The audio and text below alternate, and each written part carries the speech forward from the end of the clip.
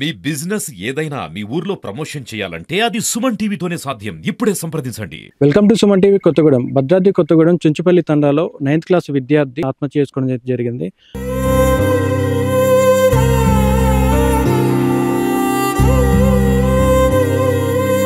దీనికి సంబంధించిన పూర్తి వివరాల్లోకి వెళ్తే గత కొన్ని రోజులుగా తనకి ఫోన్ కాల్స్ వస్తున్నాయి. ఫోన్ కాల్స్తో ఇబ్బంది పెడుతున్నారు. బ్లాక్ లిస్ట్లో పెట్టినా కానీ తన్ని పదే పదే ఇబ్బంది పెట్టి భయాందోళనకు గురి చేసి దీంతో ఒక్కసారిగా చుంచుపల్లి తండ ఏదైతే ఉందో శోకసంద్రానికి అయితే గురైన పరిస్థితి అయితే ఇక్కడ కనిపిస్తుంది. ప్రస్తుతానికైతే మనం చుంచుపల్లి తండ అబ్బాయి విద్యార్థి 9th క్లాస్ చదువుతున్న విద్యార్థి ఎవరైతే ఉన్నారో వారి ఇంటి దగ్గర ఉన్నాం. ఈ సూసైడ్ ఎందుకు చేసుకున్నాడు, దీనికి గల కారణాలు, ఇంత మనోవేదనకు గురై ఎవరికి చెప్పకుండా తనలో తాను బాధపడి దీనికి సంబంధించి పూర్తి వివరాలు వాళ్ళని అడిగి తెలుసుకుందాం రండి.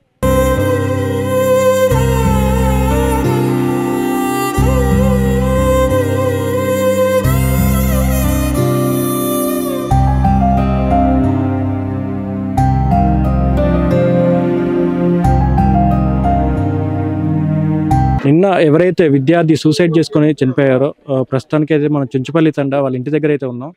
వాళ్ళ కుటుంబీకులు, వాళ్ళ మామగారు, మేనమామ గారు ఉన్నారు. వారితో మాట్లాడదాం. అన్న నమస్తే. నమస్తే. మీ పేరేం పేరు? నా పేరు భానోత్ బాలాజీ అన్న. అన్న ఏం చదువుతున్నాడు అన్న? బాబు 9th క్లాస్. 9th క్లాస్ చదువుతున్నాడు. ఏ స్కూల్ అన్న?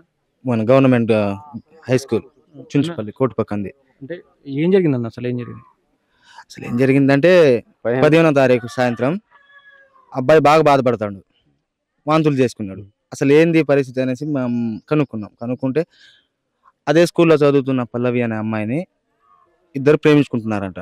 రోజు ఒక అదే స్కూల్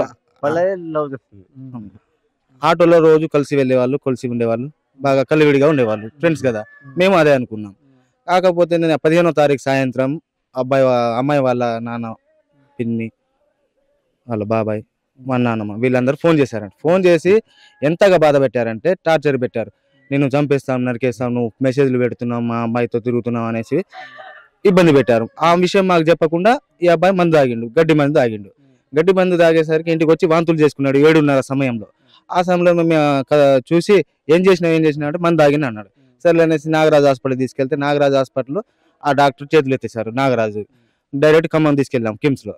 అక్కడ అడిగారు అసలు ఏంది, నువ్వు ఎందుకు మందు తాగినావు, ఏం చేసినావు అంటే వాళ్ళ నాన్న, వాళ్ళ నాయనమ్మ, బాబాయ్ వాళ్ళందరూ ఫోన్ చేసి నన్ను బెదిరించారు, నాకు బాగా ఒత్తిడికి లోనయ్యేటట్టు బెదిరించారు, నేను మందు తాగే అంత టార్చర్ పెట్టారు నాకు అని చెప్పిండు అబ్బాయి. ఆ గంట తర్వాత 17వ తారీఖు సాయంత్రం 8 గంటలకు ప్రాణాలు విడిచేసిండు. మా మనవడు, మా అల్లుడు మాకు లేకుండా పోయాడు. ఈ విషయాన్ని చుంచుపల్లి స్టేషన్లో ఎఫ్ఐఆర్ బుక్ చేయించాం.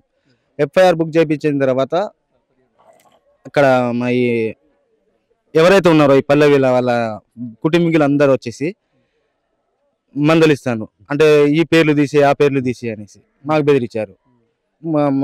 మా నాయకులు అందరూ వచ్చారు, అయినా మేము ఎక్కడ కాంప్రమైజ్ కాలేదు. మా అల్లుడికి న్యాయం జరిగేదాకా ఎక్కడ దాకా అయినా వెళ్తాం. అంటే ఇప్పుడు ఈ విద్యార్థి ఎవరైతే ఉన్నారో మీ అల్లుడు ఎన్ని రోజుల నుంచి ఇబ్బంది పెడుతున్నారన్న? దాదాపు 10 రోజుల నుంచి బాగా ఇబ్బంది పెడుతుంది. అంటే ఇంట్లో ఎప్పుడు చెప్పలేదా? ఎప్పుడు చెప్పలేదు. బాగా భయస్తుడు, ఎవరికి చెప్పారు, ఏ మాట ఉన్నా మనసులోనే ఉంచుకుంటాడు. అదే మనసులో మాట పెట్టుకొని కదా మా అందరిని విడిచేసి మా శోక సముద్రంలో ముంచేసి వెళ్ళిపోయాడు. స్కూల్లోకి వెళ్ళి కూడా ఒక రోజు బెదిరించి కొట్టారు. ఆ విషయం కూడా మాకు చెప్పలేదు. పురుగుల మందు తాగింది అంటే ఇంటి దగ్గరైనా లేకపోతే స్కూల్లో జరిగిందన్న ఇన్సిడెంట్? ఇంటికాడనే రాత్రి 7 గంటలకు నాకు తెలిసింది. మరి అంతకుముందు ఎన్ని గంటల ముందు తాగిండో తెలియదు. వాంతులు చేసేసరికి మాకు అర్థమైంది. మొత్తం మాకు గడ్డి మందు పచ్చగా వచ్చేసరికి వాంతుల్లో పచ్చగా వచ్చింది. అసలు ఏం జరిగింది ఏందనేసి మేము కనుక్కుంటే పురుగుల మందు తాగిందని చెప్పిండు. అంటే ఏ రోజు కూడా మీకు ఎప్పుడు ఏ రోజు కూడా చెప్పలేదు? ఏ రోజు చెప్పలేదు. మాకు చెప్పుంటే ఇక్కడ దాకా వచ్చేది కాదు. అంటే బయటికి వచ్చిన వాస్తవాలు అంటే కొంతమంది అనుకుంటుంది ఏంటంటే అబ్బాయి చాటింగ్ చేస్తుంటే ఇంట్లో వాళ్ళు మందలిస్తే ఇట్లా మనస్తాపానికి గురై చనిపోయారు అని చెప్పేసి అంటున్నారు. మాకు ఏ విషయం తెలియదు. ఇది వాళ్ళు ఫోన్ చేసేదాకా తెలియదు. వాళ్ళ పేరెంట్స్ కూడా మీతో ఎప్పుడు చెప్పలేదు. అబ్బాయినే ఒత్తిడి గురి చేశారు. నేను కొట్టేస్తాం, చంపేస్తాం, నరికేస్తాం అనేసరికి వీళ్ళు రేపు పొద్దున ఏం చేస్తారో అనేసి ఆలోచనతో అబ్బాయి పురుగుల మందు తాగిండు. మీ మేనల్లుడు ఎవరైతే ఉన్నారో పదే వాళ్ళు ఫోన్ కాల్స్ చేసి బాగా ఇబ్బందులు పెట్టేవారు అని చెప్పేసి అంటున్నారు. ఎంతవరకు వాస్తవం? ఇది వాస్తవం. వాళ్ళు ఫోన్ చేసింది వాళ్ళ అక్కకు తెలుసు, అంటే ఎంతమంది ఈ పిల్లవాడు వీళ్ళకి హక్కుందా? అక్కుంది. ఆ. అక్క అయితే ఆగండి అంకుల్, మీరు ఇంతకన్నా ఫోన్ చేసి మా తమ్ముడిని ఇబ్బంది పెడుతున్నారు, ఏదున్నా కానీ రేపు పొద్దుగాల మేము మాట్లాడతాం, మా నాన్నతో మాట్లాడిస్తున్నాం అన్నా కానీ మాట లేదు. ఆ నెంబర్ కట్ చేసి బ్లాక్ లిస్ట్ లో పెట్టిన వేరే నెంబర్లతో పలు రకాల నెంబర్లతో ఫోన్ చేసి మరీ గురి చేశారు.